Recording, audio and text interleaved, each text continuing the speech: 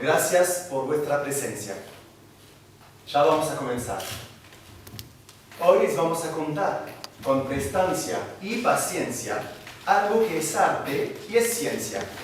Su recitado es divino. Muy elegante y muy fino. Requiere concentración. Y se estudia con pasión. Es el verso alejandrino. Pero no en cualquier idioma, más en el que le dio origen. En que sus fonemas rigen con la fuerza de un genoma. En el que el punto y la coma nos provocan mucho estrés. Si se escriben al revés, dan lugar a confusiones. Ciertas son sus conclusiones, es el idioma francés. Antes de al fin dar inicio, sin intención de marearles, es oportuno aclararles ciertos gajes de este oficio. Pues sería un desperdicio al hablar de poesía cometer la picardía de dejar de hablar rimando. En castellano empezando y en francés la mayoría. La Edad Media transcurría. Siglo XII exactamente. Un señor muy elocuente un poema escribiría. Al grande de Alejandría dedicaba este poema, sosteniendo como emblema 12 sílabas por versos, describiendo el universo con la danza del fonema. Mas 5 siglos después se volverá popular, pues se empieza a propagar desde el pueblo hasta el marqués, y en el teatro francés surgen algunos autores Yo diría los mejores. que han escrito de esta forma, respetando estricta norma, dando versos superiores. Jean Racine fue uno de ellos, de prolífica escritura, de inventiva sin fisura, de versos siempre bellos. Escribía sobre aquellos condenados a sufrir, intentando de vivir, terminando siempre mal o viviendo sin vivir. Una de sus grandes piezas se titula Berenice, Ella es reina de un país y está llena de riquezas. pero sufre las tristezas de enamorarse de Tito, emperador expedito de todo el pueblo romano, quien suelta de ella su mano sin pudor y sin prurito. Ella era prisionera. Tito era su captor. Surge entre ellos el amor, aunque nadie lo quisiera. Al ser ella una extranjera, este amor era imposible y toda Roma inflexible los condenó a su yugo. Siendo Tito su verdugo, el final fue irreversible. Veremos en esta escena, cuando escucha a Berenice, que el otro, pobre infeliz, al destierro la condena, agarrotada en su pena, va a interpelar a su amante, quien con un tono imperante confirma que los rumores crueles y devastadores son la verdad insultante. Eh bien, est-il donc vrai que Titus m'abandonne? Il faut nous séparer. Et c'est lui qui l'ordonne. N'accablez point, madame, un prince malheureux. Il ne faut point ici nous attendrir tous deux. Un trouble assez cruel m'agite et me dévore, sans que des pleurs si chères me déchirent ton corps. Rappelez bien plutôt ce cœur qui tant de fois m'a fait de mon devoir reconnaître la voix. Il en est temps. Forcez votre amour à se taire, et d'un œil que la gloire et la raison éclairent, contemplez mon devoir dans toute sa rigueur.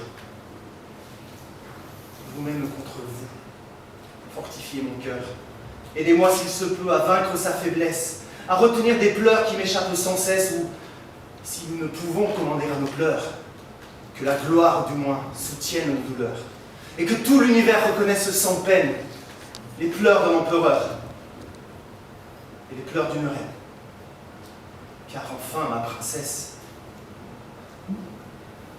il faut nous séparer.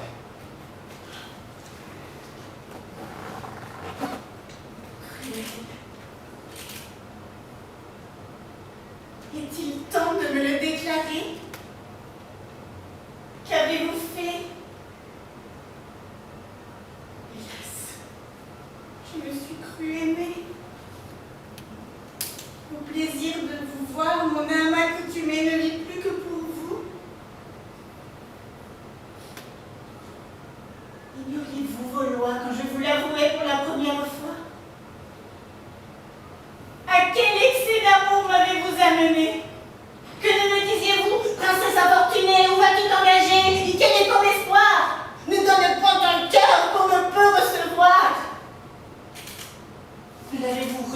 Seigneur, que pour le rendre, quand de c'est seulement ce cœur voudrait dépendre.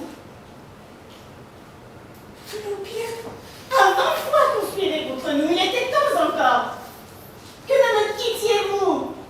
Une raison alors contempler ma misère, je pouvais de ma mort accuser votre père, le peuple, le Sénat, de l'Empire romain, tout l'univers. Plutôt qu'une si chère main, leur haine, dès longtemps contre moi déclarée, m'avait à mon malheur dès longtemps préparé. Je n'aurais pas, Seigneur, reçu ce coup cruel, dans le temps que j'espère un bonheur immortel, quand votre heureux amour peut tout ce qu'il désire, lorsque Rome se tait, quand votre père expire, lorsque tout l'univers fléchit à vos genoux. Enfin, je n'ai plus à redouter que vous. C'est moi seul aussi qui pouvais me détruire. Je pouvais vivre alors et me laisser séduire. Mon cœur se gardait bien d'aller dans l'avenir chercher ce qui pouvait un jour nous désunir. Je voulais qu'à mes voeux, rien ne fût invincible. Je n'examinais rien, j'espérais l'impossible. Que sais-je? J'espérais de mourir à vos yeux avant que d'en venir à ces cruels adieux. Les obstacles semblaient renouveler ma flamme. Tout l'Empire parlait, madame, mais la gloire semblait parler à mon cœur de toute façon. Je sais tous les tourments où ce dessein me livre. Je sens bien que sans vous, je ne serai plus vif, que mon cœur de moi-même est prêt à s'éloigner. Mais il ne s'agit plus de vivre. Il faut régner. Eh bien, régnez, cruel. Contentez votre gloire. Je ne discute plus. J'attendais pour vous croire que cette même bouche, après 1000 serments d'un amour qui devait unir tous nos moments, cette bouche, à mes yeux, s'avouant infidèle, m'ordonna elle-même une absence éternelle. Moi-même, j'ai voulu vous entendre en ce lieu, je n'écoute plus rien. Et pour jamais, adieu.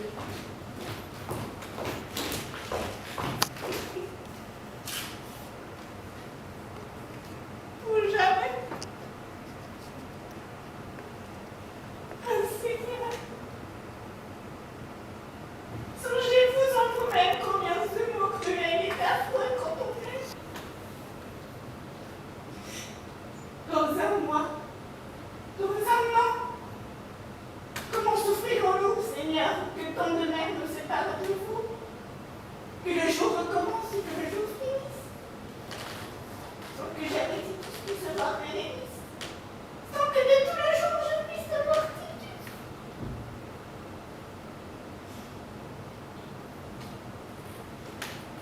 Mais quelle est mon erreur?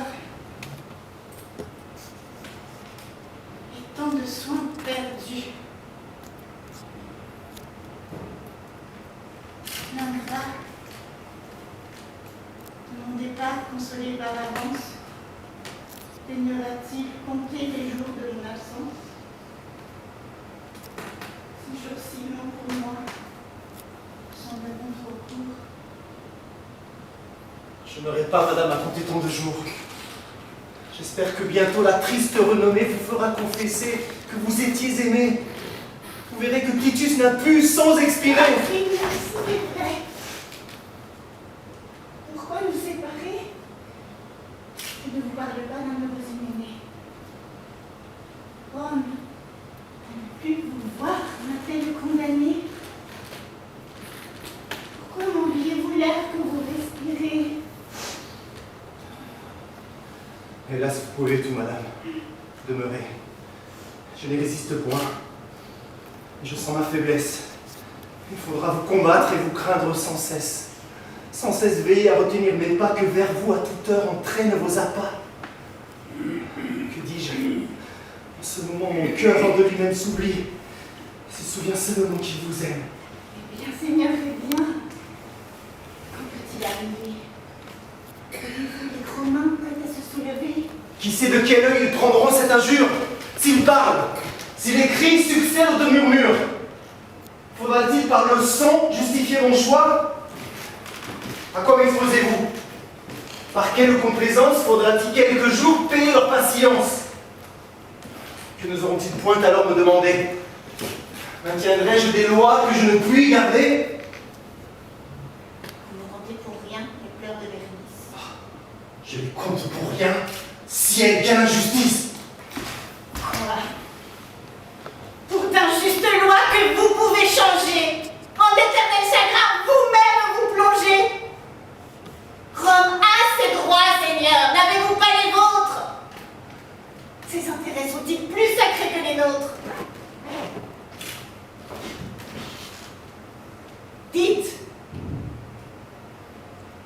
Parlez. Hélas, que vous me déchirez! Vous êtes empereur, Seigneur, et vous pleurez. Oui, madame, il est vrai, je pleure, je soupire, mais je frémis. Mais enfin, quand j'acceptais l'Empire, Rome me fit jurer de maintenir ses droits. Il les faut maintenir.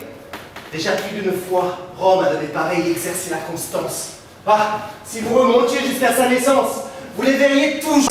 D'un fils victorieux, l'autre proscrit la tête. L'autre, avec des yeux secs, presque indifférents, voit mourir ses deux fils par son or expirant. Malheureux, mais toujours la patrie et la gloire ont chez les Romains remporté la victoire. Je sais qu'en vous quittant, le malheureux Titus passe l'austérité de toute leur vertu. Je m'approche point de cet effort insigne. Mais après tout, madame, vous croyez-vous indigne de laisser un exemple à la postérité qui, sans de grands efforts, ne puisse être imité? Non. Je crois tout facile à votre barbarie. Je vous crois digne, ingrat, de m'arracher la vie. Tous vos sentiments, mon cœur est éclairci, je ne vous parle plus de vous laisser ici. Qui, moi, j'aurais voulu, honteuse et méprisée d'un peuple qui me hait, soutenue la risée. J'ai voulu vous pousser jusqu'à ce refus. Sans effet, et bientôt vous ne me craindrez plus. N'attendez pas ici que j'éclate en injures, que j'atteste le ciel, ennemi des parjures. Non. Si le ciel encore est touché de mes pleurs, je le prie en mourant d'oublier mes douleurs. Si je forme des vœux contre vous d'injustice, si devant que mourir, la triste Bérénice vous veut de son trépas laisser quelques vengeurs, je le cherche, ingrat, au fond de votre cœur. Je sais que tant d'amour n'en peut être effacé, que ma douleur présente, que ma bonté passée, mon sang, qu'en ce palais je vais même verser, sont autant d'ennemis que je vais vous laisser. Sans me repentir de ma persévérance, je me remets sur eux de toute ma vengeance.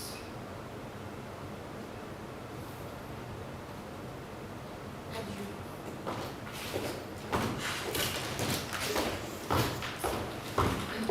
Destrozada Berenice abandonará el palacio, se irá silbando despacio y no será emperatriz. Se lleva la cicatriz de este amor de mala suerte, pero no se dará muerte tal como dice en la escena, pues su amor propio es más fuerte. Pero no todo es tragedia en los clásicos franceses, ya que muchas otras veces también prima la comedia. Buscando en la enciclopedia, me pasé el día de ayer con intenciones de ver si encontraba algún autor. ¿Y?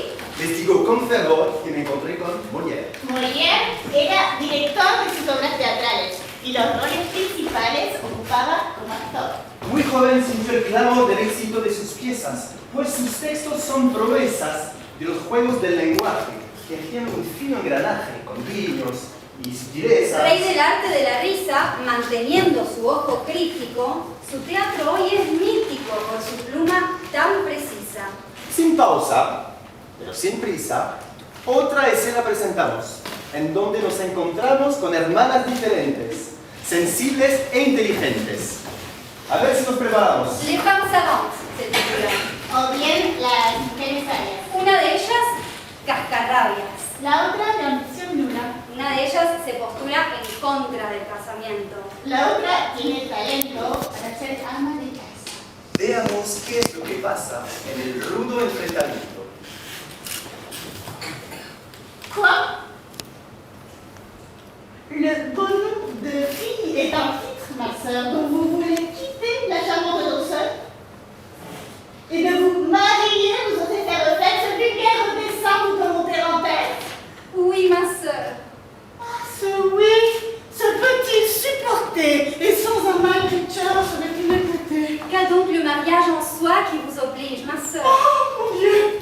Fille! Comment? Ah! Fille, vous dis-je! Mais concevez-vous donc ce que, dès qu'on l'entend, un démon à l'esprit offre de dégoûtant? De quelle étrange image on est parmi sali, ce qu'est le sale vue près de la pensée? N'en frissonnez-vous point? Et pouvez-vous, ma sœur, au suite de ce mot, résoudre votre cœur? Les suites de ce mot, quand je les emprisonne, me font voir un mari, des enfants, un ménage. Et je ne vois rien là, si j'en puis raisonner, qui fasse frissonner et blesse la pensée. De tels attachements, oh ciel, Et qu'est-ce sont pour vous plaire. qu'à mon âge on a de bien faire? D'attacher à soi par le titre d'époux un homme qui vous aime et soit aimé de vous, et de cette union de tendresse suivie se faire les douceurs d'une innocente vie. Ce nœud bien assorti n'a-t-il pas des appas? Mon Dieu, que votre esprit est d'un étage bas, que vous jouez au monde d'un petit personnage, de vous claquemurer aux choses du ménage, et de l'entrevoir, point de plaisir plus touchant qu'un idole d'époux et des marmots d'enfants. Laissez aux gens grossiers, aux personnes vulgaires, les passages de ces sortes d'affaires, à de plus hauts objets et de plus beaux désirs. Songez à prendre un goût des plus nobles plaisirs, et traitant de mépris des sens et de matière, à l'étude, comme nous, donnez-vous tout entière. Notre mère, en exemple, à nos yeux, du nom de savante, en honorant tout lieu. Tâchez, ainsi que moi, de vous montrer sa fille. Aspirez aux clartés qui sont dans la famille. Et vous rendez sensible aux charmantes douceurs que l'amour de l'étude épanche dans les cœurs. Loin d'être non, esclave asservie. Mariez-vous, ma sœur, à la philosophie, qui nous montre au-dessus de tout le genre humain et donne à la raison l'empire souverain, soumettant à ses lois la partie animale, dans l'appétit grossier aux bêtes de ravage. Ce sont là les beaux feux, les doux attachements qui doivent de la vie occuper les moments. Et les femmes, où je vois, les soins où je vois tant de femmes sensibles, apparaissent aux yeux comme des horribles.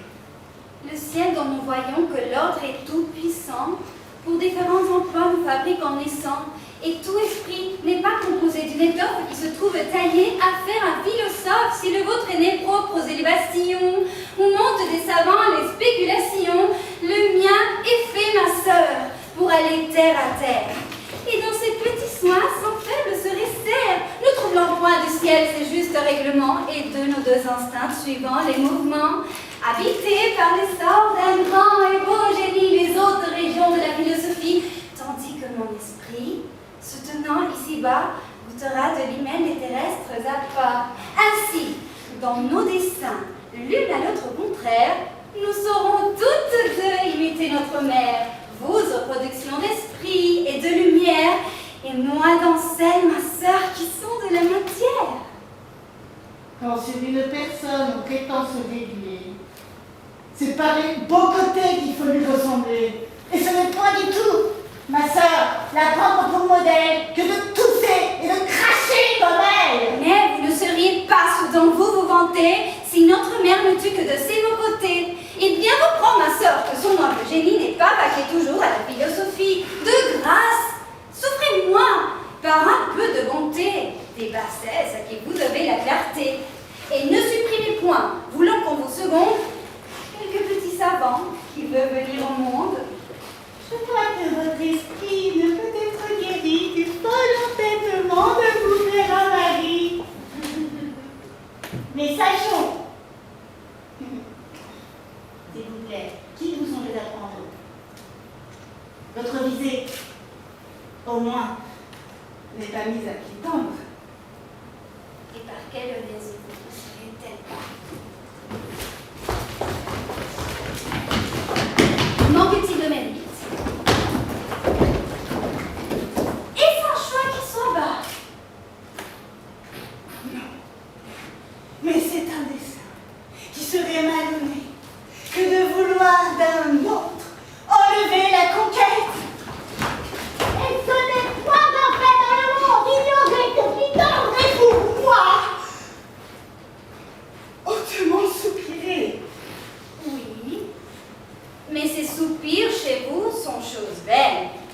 Et vous ne tombez point aux bassesses humaines. Votre esprit, à l'hymen, renonce pour toujours. Et la philosophie à toutes vos amours. Ainsi, n'ayant au cœur nul dessein pour y tendre, que vous importe-t-il qu'on y puisse prétendre?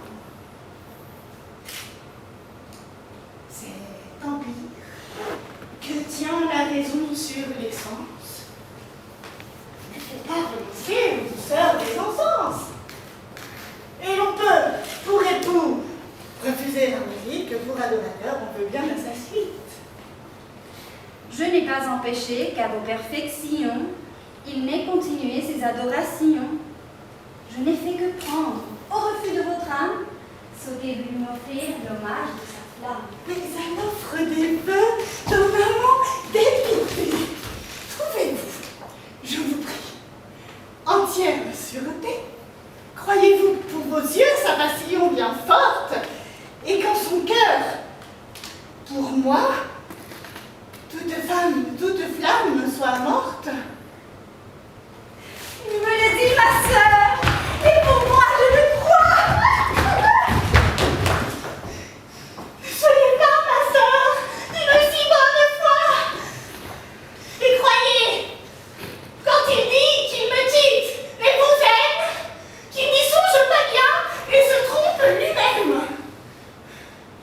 Je ne sais, mais enfin, si c'est votre plaisir, il nous en est bien qu'essaie de nous en éclaircir. Je l'aperçois qui vient, et sur Que evita la interacción y que tiene mala fama. Su enamorada reclama que es demasiado frontal con la gente en general. Hasta incluso ser grosero. Él no pone mucho esmero y termina todo mal. Esto no estaba planeado. No hay un fragmento elegido. Yo si lo hubiera sabido me lo habría preparado. Es que no hemos ensayado. Nos pones en un aprieto. Es que tengo algo concreto.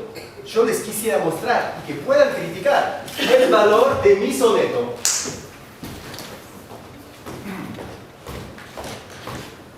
Soneto. C'est un sonnet.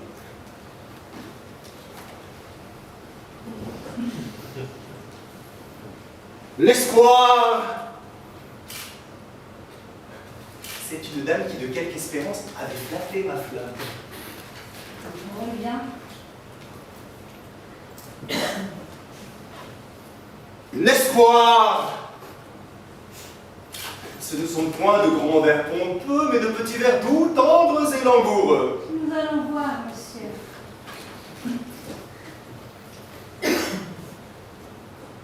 L'espoir. Je ne sais si le style pourra vous en paraître assez net et facile, et si du choix des mots vous vous contenterez. Nous verrons bien, monsieur. saurez que je n'ai demeuré qu'un quart d'heure à le faire. Voyons, monsieur, le temps ne fait rien à l'affaire.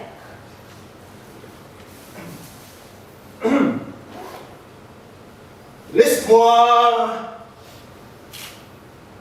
il est vrai, nous soulage et nous berce un temps notre ennui.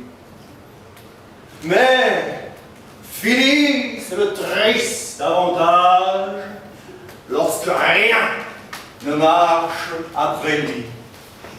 Je suis déjà charmée de ce petit morceau. Quoi? Vous avez le front de trouver cela beau? Vous eûtes de la complaisance, mais vous en deviez moins avoir, et ne vous pas mettre en dépense pour ne me donner que l'espoir. Ah, qu'en termes galants, ces choses-là sont mises. Morbleu, dit complaisant, vous louez des sottises. S'il faut qu'une attente éternelle pousse à bout l'ardeur de mon zèle, le trépas sera mon recours. Vos soins ne m'en peuvent distraire, belle Phyllis. On désespère alors qu'on espère toujours.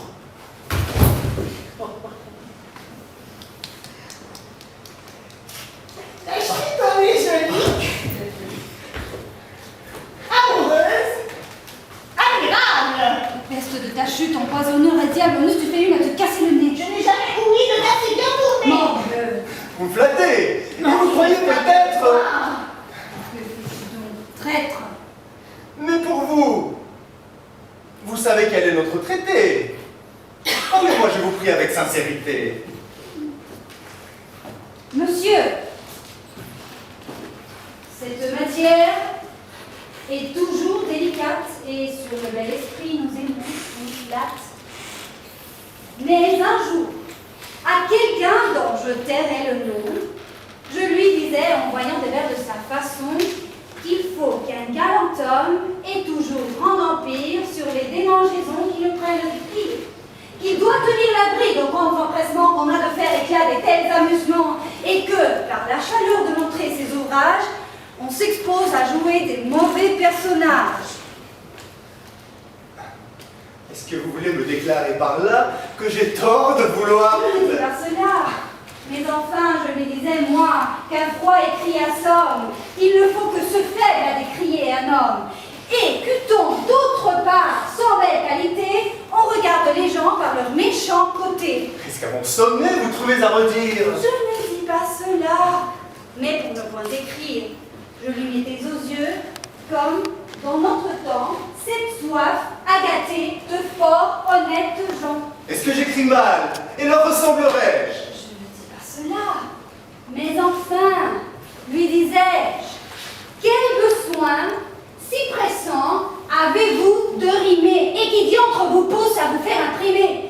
Si l'on peut pardonner les sorts d'un mauvais livre, ce n'est qu'aux malheureux qui composent pour vivre. Croyez-moi, résistez à vos tentations, dérobez au public ses occupations et n'allez point quitter de quoi que l'on vous somme le nom que dans la cour vous avez donné d'homme pour prendre de la main d'un ami d'imprimeur celui de ridicule et de misérable auteur. C'est ce que je tâchais de lui faire comprendre. Voilà qui va fort bien, et je crois vous entendre, mais ne puis-je savoir ce que dans mon sonnet... Franchement, il est bon à mettre au cabinet. Vous vous êtes réglé sur des méchants modèles et vos expressions sont point naturelles. Qu'est-ce que nous berce un de notre nuit et que rien ne marche après nuit, que ne vous pas mettre en dépense pour ne vous donner que l'espoir et que Phyllis on désespère alors qu'on espère toujours. Ce style figuré dont on fait vanité sort de mon caractère et de la vérité. Ce n'est que jeu de mots, qu'affectation pure, ce n'est point ainsi que parle la nature. Le méchant coup du siècle en cela me fait peur. Nos pères, tout grossiers, l'avaient beaucoup meilleur. Et je prise bien moins tout ce que l'on admire, d'une vieille chanson que je m'en vais vous dire. Si le roi m'avait donné Paris, sa grande ville, et qui me fallait quitter l'amour de mamie, je dirais au roi Henri, reprenez votre Paris. J'aime mieux mamie, ok, j'aime mieux mamie. Là, il n'est pas riche, et le style l'homme est vieux, mais ne voyez-vous pas que cela vaut bien mieux que tous ces colifichés dans le mensonge murmure et que la passion parle là toute pure? Si le roi m'avait donné Paris, sa grande ville, et qu'il me fallut quitter l'amour de Marie, je dirais au roi Henri, reprenez votre Paris, j'aime mieux Marie, ok, j'aime mieux Marie. Voilà ce que peut dire un cœur vraiment épris.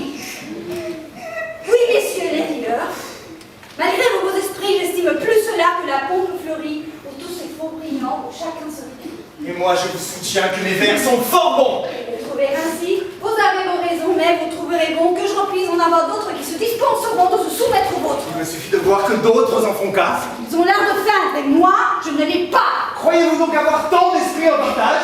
Si je louais vos vers, j'en aurais davantage. Je me passerais bien que vous les approuviez. Il faut bien, monsieur, que vous vous en passiez. Je voudrais bien pourvoir que de votre manière, vous en composassiez sur la même matière.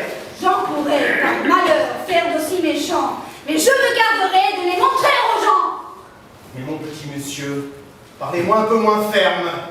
Ma foi, mon grand monsieur, je le prends comme il faut. Prenez-le un peu moins haut. Je le prends comme il faut.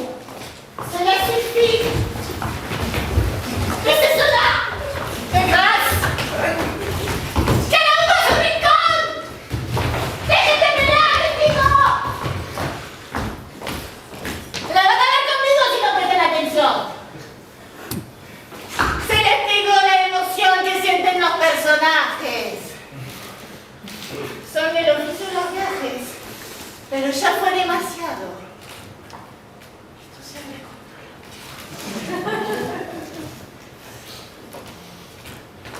Acomódense los trajes.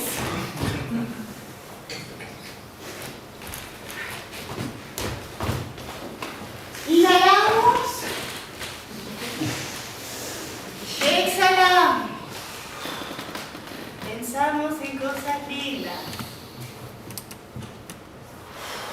Vamos. Sí, no termines.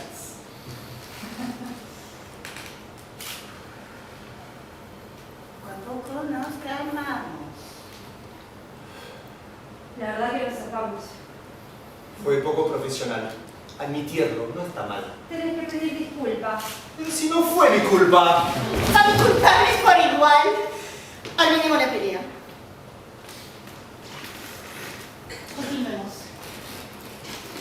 Por favor.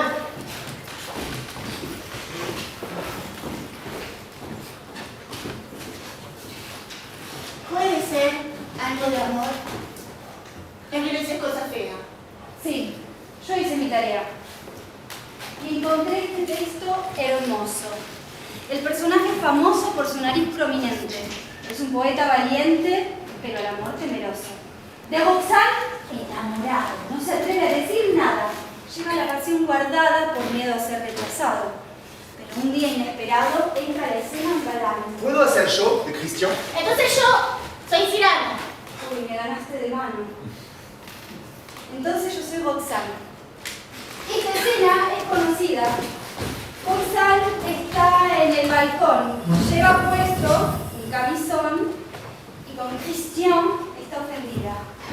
Está de amor tan perdida que no ve, no percibe que las cartas que recibe con tanto amor declarado no son de su enamorado. Es Cyrano quien escribe. Cuando Cristian quiere hablar sin la ayuda de Cyrano, sus esfuerzos son en vano, no la puede conquistar. Cyrano lo va a ayudar y se esconde en un arbusto buscando el espacio justo que le sirva de escondite para que a Cristian le dicte con elocuencia y con gusto.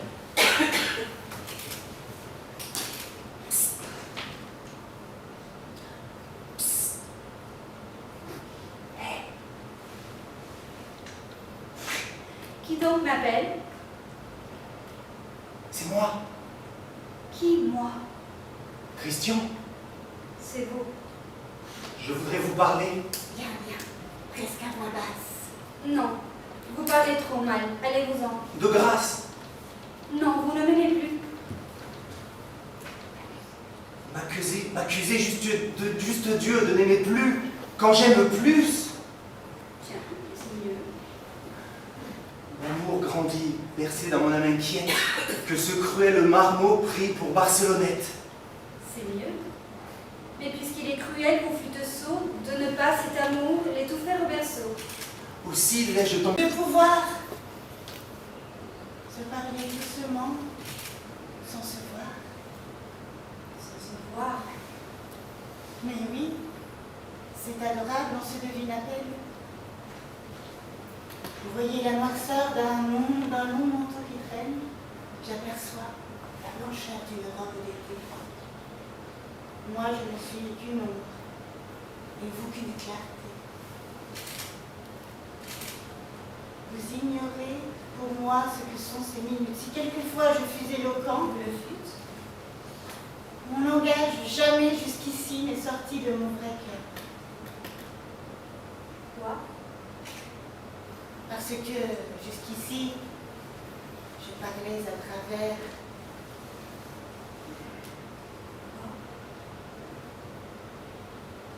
le vertige où tremble quiconque est sous vos yeux. Mais ce soir, il me semble que je vais vous parler pour la première fois. C'est vrai que vous avez une toute autre voix. Oui, tout autre. Car dans la nuit qui me protège, j'ose être enfin moi-même et j'ose. Où en étais-je? Je ne sais. Tout ceci, c'est si délicieux, c'est si nouveau pour moi. C'est nouveau. Si nouveau. Mais oui, d'être sincère. La peur d'être raillée toujours au cœur me serre. Raillé de quoi? Mais d'un élan. Oui. Mon cœur, toujours de mon esprit s'habille par pudeur. Je pars pour décrocher l'étoile. Et je m'arrête, par peur du ridicule, à cueillir la fleurette. La fleurette a du goût. Ce soir, les daignons là. Vous ne m'aviez jamais parlé comme cela.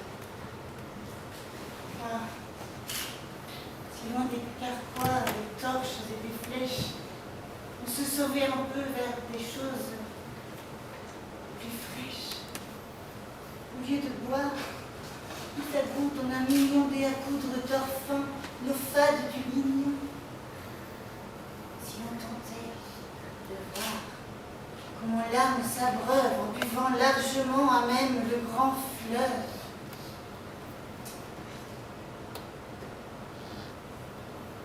Mais l'esprit, j'en ai fait pour vous faire rester d'abord. Mais maintenant, je serais insulter cette nuit, ces parfums, cette heure, la nature, que de parler comme un billet doux de voiture. Laissons d'un seul regard de ces astres le ciel nous désarmer de tout notre artificiel. Je crains tant que parmi notre alchimie exquise, le vrai du sentiment ne se volatilise, que l'âme ne se vide à ces passe-temps vains et que le fin du fin ne soit la fin des fins. Mais l'esprit, je le hais dans l'amour.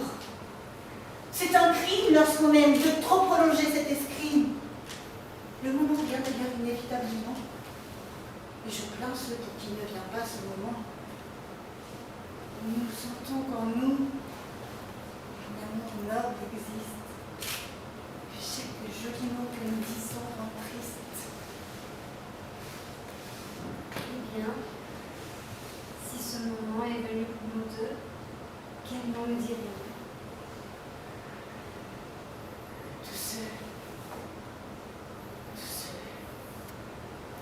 Tous ceux qui me viendront, je vais vous les jeter en tous sans les mettre en bouquet. Je vous aime. J'étouffe. Je t'aime. Non, c'est trop. Ton nom est dans mon cœur comme dans un grelot et comme tout le temps, Roxane, je frissonne.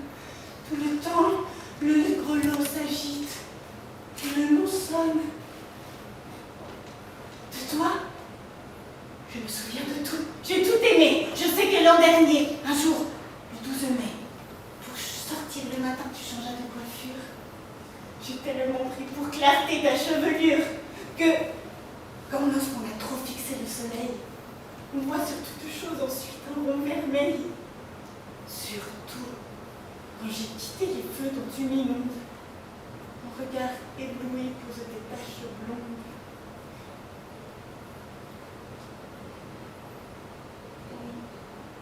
C'est bien de l'amour. Certes, ce sentiment qui m'envahit, terrible et jaloux, c'est vraiment de l'amour. Loin de toute la fureur triste, de l'amour. Et pourtant il n'est pas égoïste.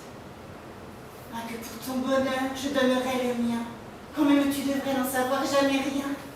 Tu ne pouvais parfois que, de loin, j'entendisse rire un peu le bonheur de mon sacrifice. Chaque regard de toi suscite une vertu nouvelle, une vaillance en moi. Commences-tu à comprendre à présent? Voyons, te rends-tu compte? Sens-tu mon âme un peu dans cette ombre qui monte? Oh, mais vraiment, ce soir c'est trop beau, c'est trop doux. Je vous dis tout cela. Vous m'écoutez? Moi, vous, c'est trop. Même dans mon espoir le moins modeste, je n'ai jamais espéré tant. Il ne me reste qu'à mourir maintenant. C'est à cause des mots que je dis qu'elle tremble entre les bleus rameaux. Car vous tremblez comme une feuille entre les feuilles. Car tu trembles.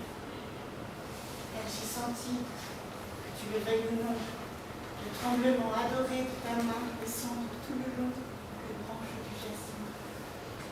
Oui, je tremble et je pleure et je t'aime et soutiens. Tu m'as enivrée. Alors que la mort guette, cette ivresse, c'est moi qui l'ai su causer. Je ne demande plus qu'une chose. Un baiser. Hein? Vous demandez? Oui, tu vas trop vite. Parce qu'elle est si troublée, il faut que j'en profite. Oui, j'ai demandé. Il est vrai. Mais juste cieux, je comprends que je suis bien trop audacieux. Vous n'insistez pas plus que cela? Si, j'insiste. Sans insister. Oui, votre pudeur s'attriste. Eh bien, mais ce baiser, ne me l'accordez pas. Pourquoi? Autre question. Tout va? Mais d'être allé trop loin moi-même, je me gronde, je me disais, tais-toi, Christian. Une seconde, viens.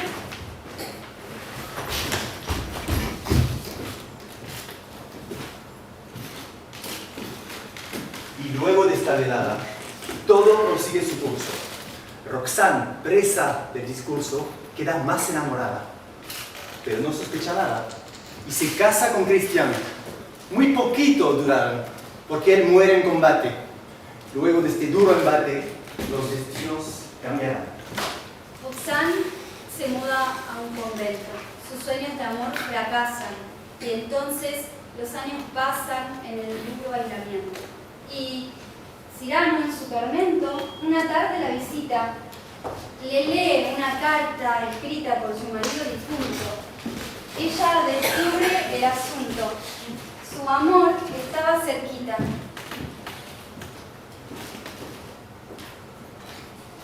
Hemos hecho el recorrido por los textos teatrales de autores fundamentales que al verso dieron sentido. Pero no hemos concluido. De Corneille no hemos hablado. Aquí yo he seleccionado un fragmento que leí. Es en la obra de Cid, que dice Don Diego enojado. Oh rage, oh désespoir, oh vieillesse ennemie, N'ai-je donc tant vécu que pour cette infamie? Et ne suis-je blanchi dans les travaux guerriers que pour voir en un jour flétrir tant de lauriers? Mon bras, qu'avec respect, toutes les salles admirent. Mon bras qui tant de fois a sauvé cet empire, tant de fois s'affermit le trône de son roi, trahit donc ma querelle et ne fait rien pour moi.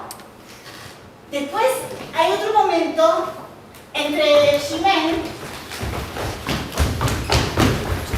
y Rodrigo, en el que ella es testigo de su triste sentimiento. Se cuenta en el argumento que una grieta los separa y aunque el amor les aprieta, sus familias enemigas arruinan toda la integridad. Como en Romeo y Julieta.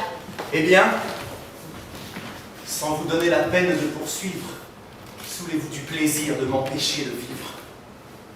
Lily, où sommes-nous? Et qu'est-ce que je vois? Rodrigue en ma maison? Rodrigue devant moi? N'épargnez point mon sang. Goûtez sans résistance la douceur de ma perte et de votre vengeance. Hélas, Écoute-moi, je me meurs. un moment, Va, laisse-moi mourir. 4 mots seulement. No podemos terminar sin nombrar a Víctor Hugo, quien supo sacarle el jugo a esta cosa de mar. Con Hernani dio que hablar. Lo trataron de canalla. Se desató una batalla por el encaballamiento. Me juro que no les miento. Este texto lo detalla.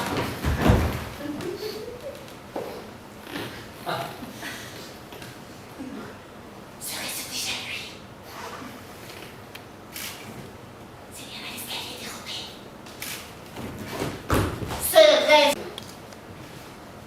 el encaballamiento? L'enjambement. Vous voyez le problème? Il a cassé le rythme de tous les premiers Va repas. la interrupción.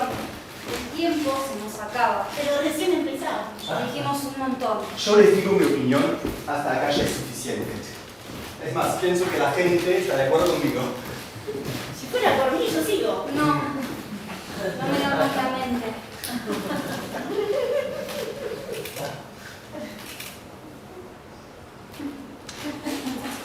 Transmitir nuestra pasión por el teatro y el verso y su mágico universo ha sido nuestra misión. Deseamos de corazón que haya sido de su agrado. Que se hayan entusiasmado y le hayan tomado estima al gran arte de la rima. Este cuento se ha acabado.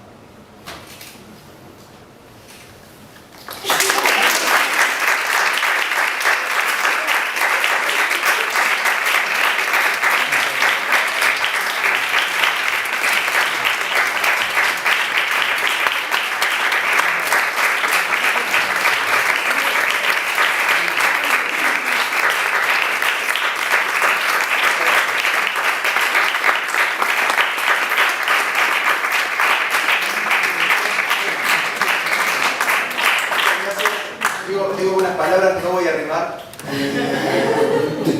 Bueno, de nuevo, gracias por estar acá. Quiero agradecer de nuevo a Victoria y a Pascal también gracias por abrirnos este espacio, por permitirnos trabajar acá y compartir con ustedes esto que empezamos hace ya muchos meses.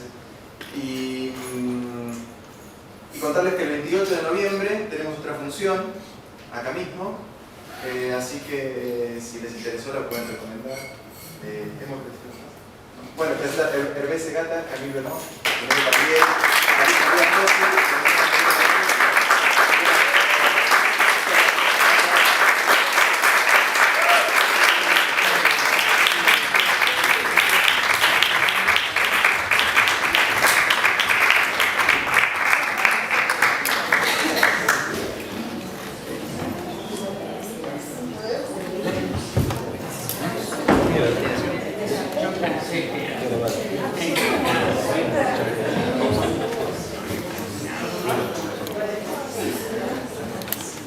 ¿Pagaste? Bueno, ok.